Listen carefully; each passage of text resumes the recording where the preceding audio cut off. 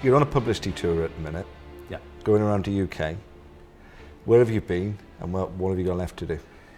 Well, we actually started in Belgium because we play some shows there and in Holland before we actually arrive in the UK. And so we did 3 days in Belgium, and it was absolutely jam-packed. And I was traveling with Jason Donovan, who's one of the new cast members. And although we'd worked in my studio before, I hadn't realized how much fun and banter we could get going even while we were on camera. And I got him to crack up live on TV once, and fortunately got me back better the next day.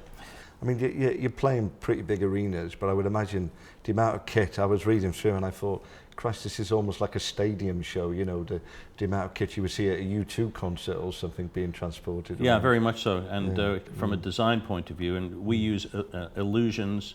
One was a new one from the last tour in 2009. We have yet another big, it's sort of a combination of illusion and special effect coming into the next production.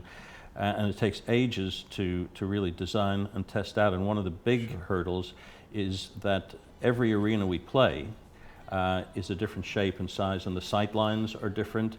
So when you have all the tricks and bits and pieces that make up all the ingredients, those things are the things in a way that almost become the final and most difficult hurdle, is to make it work in any shape and size arena. But if mankind is to survive, the people left alive, they're gonna have to build this world anew. And it's going to have to start with me and you. In terms of the cast then, I mean, you know, that changes year on year. Tell us about, you know, you mentioned Jason Donovan, and for a Welsh audience you have Rydian Roberts. What was it about Rydian that caught your eye particularly? Well, probably like so many people, I first became aware of him in the X Factor. And we have a character called Parson Nathaniel, who was originally played by Phil Lynott on the original double album, and then others have played it in various tours we've done. Rydian's voice just blew me away when I heard it, and I sort of made a mental note that if we had another production coming up, I would try to find out whether he might be available and interested. And turned out that he knew the album from a young guy, and was thrilled to get involved in it. Why do you think it's been such a huge success? Why do you think now that 30 years down the line from the original album, or 30 years plus down the line from the original album, people are still coming along, you're selling out, you know, arena tours around the world? What is it essentially about War of the Worlds that people love so much? I think H.G. Wells created quite an extraordinary tale, you know, a Victorian tale that was based on good science. It was amazing that his science was so not only accurate, but has stood the test of time in certain areas, against a fantastic story of fantasy and adventure. I like his characters, I like some of the themes which have remained very relevant in today's world.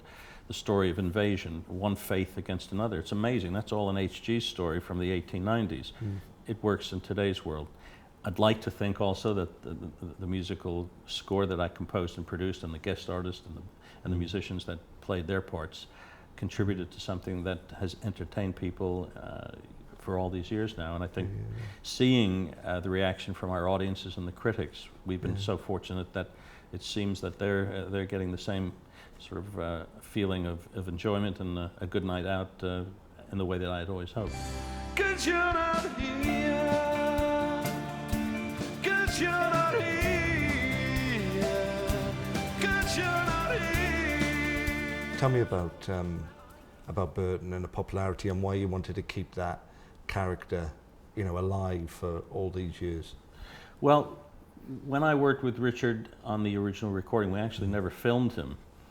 So when it came time all these years later to decide how we were going to treat the role of this journalist who had survived the Martian invasion some 6 years earlier, and he's recounting his story of survival for his newspaper.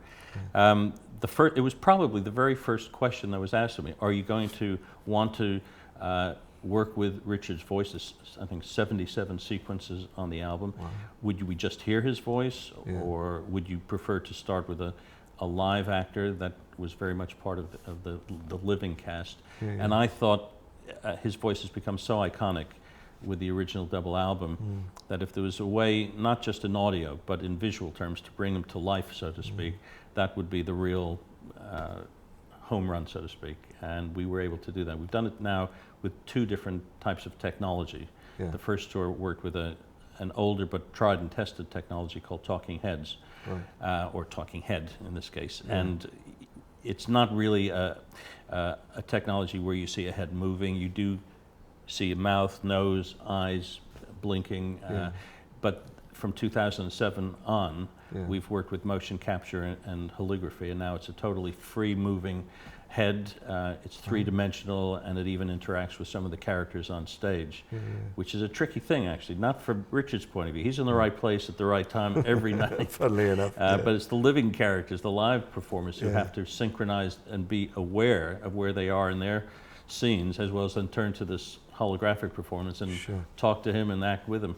I guess it's a thrill for them in a sense that, quite a few years after his passing, they're actually acting on the stage with Richard Burton. Few men even consider the possibility of life on other planets.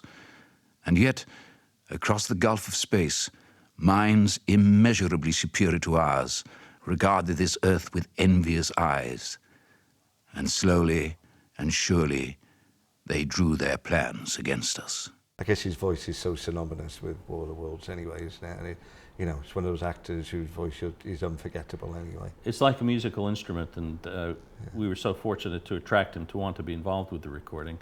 The opening starts off with just Richard for about 40 seconds or so, and the irony is that I actually composed and recorded a piece of music to accompany that voice, and when I heard his voice in the studio, and I, as an experiment, put the 2 together, my music with his performance, I thought this is one of those instances where less is more, and I chucked out my music because the voice just did it all.